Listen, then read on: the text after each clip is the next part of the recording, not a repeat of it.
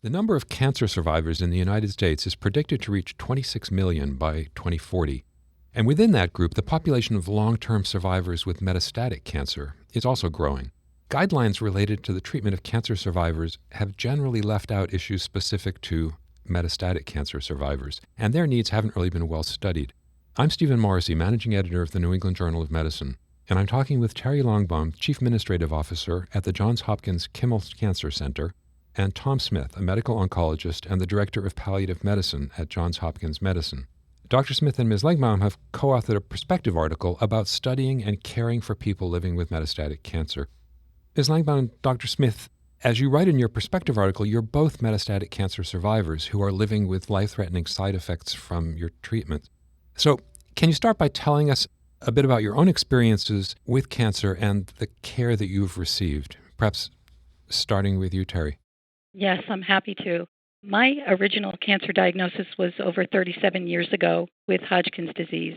And at that time, I was very relieved to learn that I had Hodgkin's because I knew that Hodgkin's was a curable cancer. What I didn't understand at that time was that the treatments that were given for Hodgkin's disease 37 years ago very often led to late effects, including secondary cancers.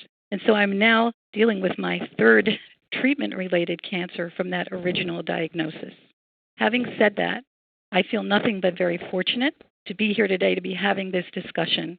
And I think that this is a very important discussion about metastatic survivorship because my previous cancer diagnoses were curable. This cancer diagnosis was not, and I knew it from the time I got the call. And so I think this is a very different situation for me than the other cancer treatments. And Tom? My situation is different. I'm dealing with recurrent prostate cancer. I was a healthy ultramarathon runner at age 65 when my PSA continued to rise, so I had a biopsy which showed prostate cancer, Gleason's 3+4, and perineural invasion. I went on to have a radical prostatectomy here by an expert. Survived that quite well, but within 15 months my PSA had started to rise again. So I subsequently underwent 6 months of leuprolide injections to drop my testosterone to zero, along with bicalutamide pills to do the same, and 8 weeks of radiation therapy. Radiation therapy I tolerated like a piece of cake, at least initially. As soon as my testosterone dropped, I began to have pretty significant problems. I developed drenching night sweats every 45 minutes, starting about 2:30 in the morning, lasting till the middle of the day. I developed complete insomnia complicated by the drenching night sweats. I immediately started losing muscle mass, losing centimeters off my puny little forearms and biceps to begin with, and it really impacted my running, which had, I think, kept me sane through many of the years, so that my time in the marathon went from 4 hours to 6.5 hours pretty immediately after treatment. I actually tolerated the whole therapy pretty well, but in March I had a really significant TIA. I was at the O's game when I began seeing 2 pitchers on the mound, dropped my French fries from my left side got weak and my speech got garbled. I was having a transient ischemic attack. It turns out that leuprolide apparently does raise the risk of that pretty substantially. Luckily, that all cleared, but between that and all these other not being able to sleep, drenching night sweats, drenching hot flashes, etc., I got really, really depressed. And I ended up actually admitting myself to the hospital so I didn't commit suicide and joined the ranks of Kate Spade and Chester Bennington and Anthony Bourdain in June of this year. But that really got much better almost immediately as soon as I came off the Cymbalta that I was on and went on a different antidepressant. And since I'd had depression 35 years ago, I knew something about it. But having been depression-free for 35 years, I was surprised to learn that androgen deprivation therapy raises the relative risk of depression by 41%. I wish I'd had a little bit more forewarning about that.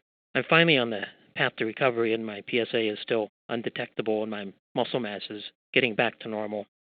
I also developed really a significant respiratory problem with restrictive lung disease numbers and FEV1 and total lung capacity and diffusing capacity down in the 50% range. We couldn't find any other cause for that, so we attributed it just to the androgen deprivation and really profound muscle weakness that I was experiencing. That's also getting somewhat better, but if I appear breathless on the phone, it's because of that. So given stories like those, and given the fact that one of them goes back 37 years, Why do you think guidelines and research on cancer survivorship haven't been looking much at long-term survivors with metastatic cancer? So I think one of the issues related to cancer survivorship guidelines, which have been focused on survivors post-treatment, is an acceptance of the definition of survivorship. You can define survivorship as any patient who has undergone a diagnosis of cancer and treatment for that cancer. They're survivors from the moment of that diagnosis forward. Or you can look at survivorship as the period from the time the cancer treatment is finished. And I think that we're a little bit schizophrenic about how we actually define survivorship. I actually sit on the NCCN guideline panel for survivorship, and we have never addressed the issues of metastatic survivors on that guideline panel, which I brought up at the last meeting, and hopefully we will treat that differently going forward. Let me just add to that. There's really only been one person I know, a nurse here, Lily Shockney, who's held metastatic cancer couples retreats and has done some work trying to figure out what's helpful. And as a breast oncologist, we have concentrated so much in the survivorship field for getting people back to normal once we've beaten them up with chemo, radiation, and surgery, and now with immunotherapy and vaccine treatments.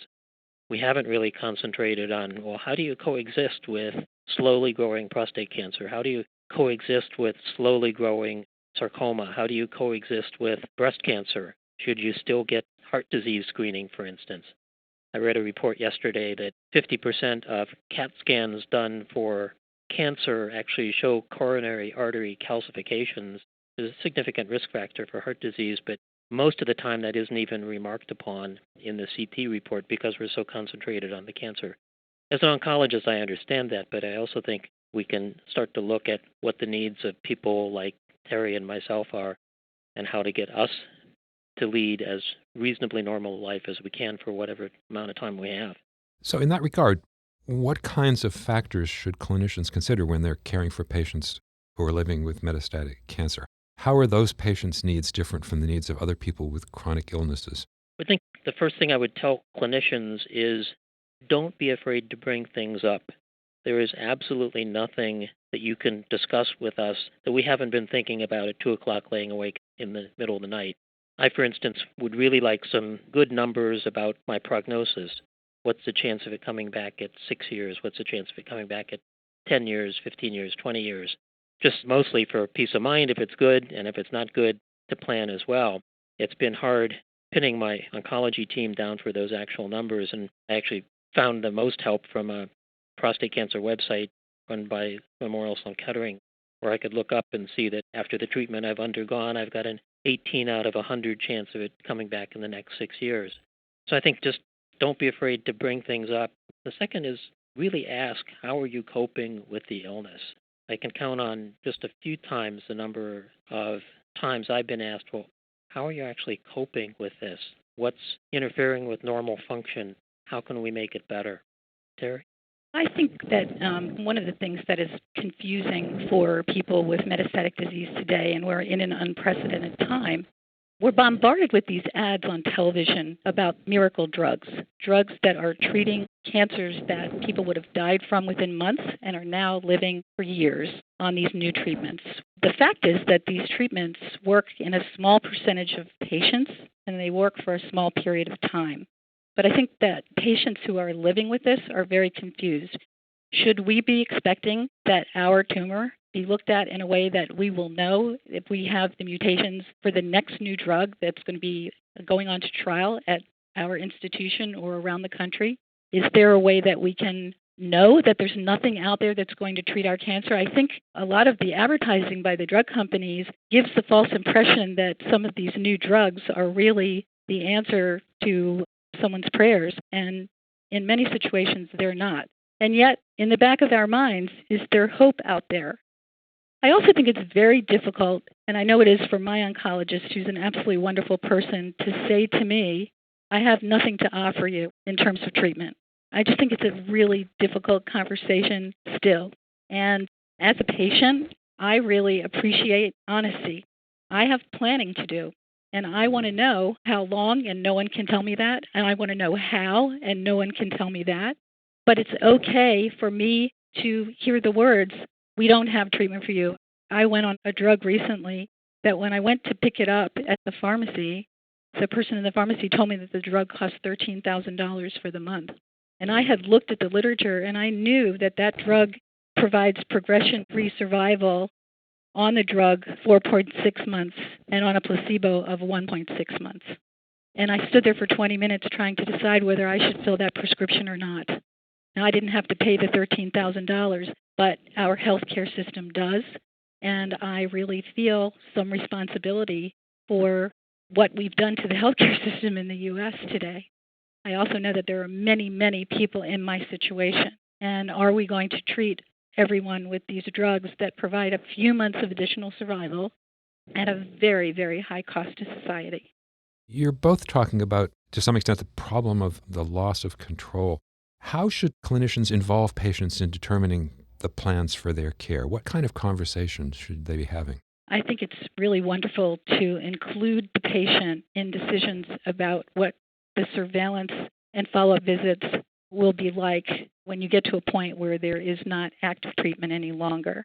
I think a lot of us fear that we're going to be abandoned when we're not being treated. And so working together with the oncologist to decide how often you're going to be seen, who you're going to call when you have symptoms, whether or not you should be referred to palliative care, whether or not you should be referred to hospice. These are all conversations that are very fair to have with a patient. I know they're difficult conversations, but the patients really deserve to have that little bit of control about helping to make the decisions about what that schedule looks like and about when those further referrals take place. There's very little control in any of this. Some of the things we can control are who we tell about our disease and our situation, when we do that, and it really changes relationships when people know that you have an incurable disease. I didn't realize it until I lived in it, but it's very apparent to me that people treat you differently. And most of us really would just want to live life and have life as normal as possible for whatever the remaining time is. I was lucky, I'm still lucky, that I have a really good team taking care of me here too. And my radiation therapist really involved me in the decisions. He asked me, what's the thing that you're most concerned about with prostate cancer? And I told him. In fact, my urologist had called me to tell me my PSA was up right when I was in the middle of clinic. And the very next person I was seeing was a man my age who was dying of painful bone metastases. Probably not the best thing to do to somebody in the middle of clinic and tell them the cancer's returned. But my radiation therapist asked me, well, what's the thing that concerns you the most? And I said, well, really dying with painful bone metastases, because that's what I see as a palliative care physician, as an oncologist. And so he was very clear. He said, I'm probably not going to increase your cure rate, but we can increase the length of time you'll have before you have bone metastases. And that helped me frame my decision to go ahead with hormonal therapy and radiation.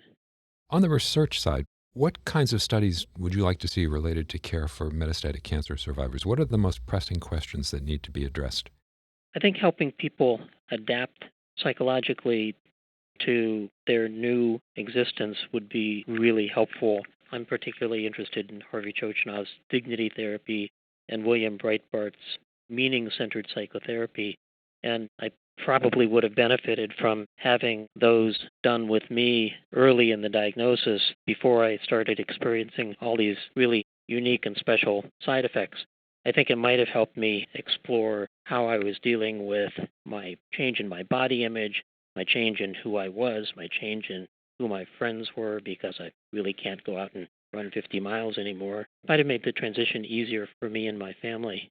The other thing is maybe we should be thinking as an oncology society and the NCCN about making sure that people do or don't get other types of screening. I mean, should I still be getting my heart checked? Should I still be getting regular colonoscopies? All those sorts of things. The answer is probably yes, because there's a good chance I'll be alive and well 5-6 years from now. But for Terry and for others who are dealing with more imminent thoughts of death, we really should be thinking about how to modify the existing guidelines for them. And Terry, what do you see as the most pressing questions that should be addressed? Well, I think one of the important issues would be more at patient-reported outcomes, especially on side effects of treatment. Some of the treatments that we use in the palliative setting cause more harm than good, and I'm not sure that we really ask or listen to the patients well enough. When a patient walks into an exam room, and is asked about a side effect, a lot goes on in your mind about being a good patient, about pleasing the doctor, about cooperation. And I think that if you were to ask patients in a questionnaire that they can answer by themselves without the doctor in the room, the answers are going to look different than they look in a one-on-one conversation between the provider and the patient. So I think that we could look more closely at what patients in palliative mode have to say about treatments that are offered. And also, I think it's very important to study the impact of groups of patients who are in the same situation. And we saw this with our metastatic breast cancer patients when taken away for a weekend and given the opportunity to talk about what they were thinking and feeling. To me, that's much more personalized medicine than what's happening at the genetic level. That's really giving the patients the opportunity to express exactly what's in their hearts and their minds as they face their mortality. And it's so rare to be given that opportunity. There's certainly nothing like it out there for me in my situation. And I think that if we thought about it a little bit, it's not that expensive, and we probably could create programming around metastatic survivorship that would be extremely beneficial from a psychosocial aspect. Steve, if I can add to that, for people who don't have access to support groups, online communities can be really helpful. I found the US2 prostate cancer group called Inspire really helpful because I could ask questions that I either didn't feel comfortable asking my team here or hadn't really gotten the feeling that the team had the answers or was sometimes that interested. Things, in my instance, like what happens when your penis begins to shrink? What happens when your penis skin gets so soft because you don't have any testosterone?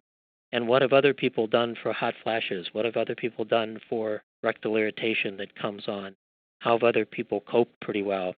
And I found other people who were having very, very similar experiences to mine with androgen deprivation therapy that made me feel that I wasn't alone, that I wasn't a complainer, that I wasn't somehow being a good patient. So just a referral can be really helpful. I think another really important point is that we know that caregiving for a loved one who has cancer is extremely stressful on the family. And no one studied what happens when you're a caregiver for 3 or 4 or 5 or 7 or 10 years for someone who's pretty high maintenance, who's got a lot of medical issues related to their cancer diagnosis that are not going to go away. And we know what the end is going to be. And we haven't studied that group at all. And I think it's a very important group to be looking at. Finally, what's come as the biggest surprise to you about day-to-day life as a person with metastatic cancer? What are clinicians not seeing that would help them inform their treatment of patients with metastatic cancer? I think that what shocked me the most is that I am not fearful. I am grateful for every single day that I feel well. And I wouldn't have pictured myself in this situation, but here I am. And I think the physicians are so frightened to tell us that there's nothing that they can do that's going to cure the cancer. And yet that's not the part that gives me the angst. The part that gives me the angst is, are you going to be with me until the end? Or are you going to make sure that I'm comfortable until the end? That part scares me more than the fact that I have to give up years of life. I just feel grateful for the years that I've had. And I think for me that was very surprising. I'm grateful too. I'm grateful for all the good days and years that you've had and hope for many more. And I'm thankful that I'm doing better now. I think one of the things that has been so frustrating for me has been the pervasive fatigue. I mean, even needing 2 naps a day when I was a person who would go forever on 4 to 5 hours of sleep before all this happened. And just the adjustments at work, particularly with the depression, that it would be all right if I had a stroke, but if I had depression, that was suddenly raised red flags at work in a way that physical illnesses don't. It's also something that I realized in my life as a breast cancer doctor, that once you're diagnosed with a serious illness like this, you're really confined where you are so that you can maintain your insurance. I mean, I wouldn't ever consider taking another job or starting another program just because I finally figured out how to make most of the insurance things work reasonably well for me, and I don't want to rock any boats. But I think the gratefulness is really something and should be celebrated. Thank you, Tom, and thank you, Terry.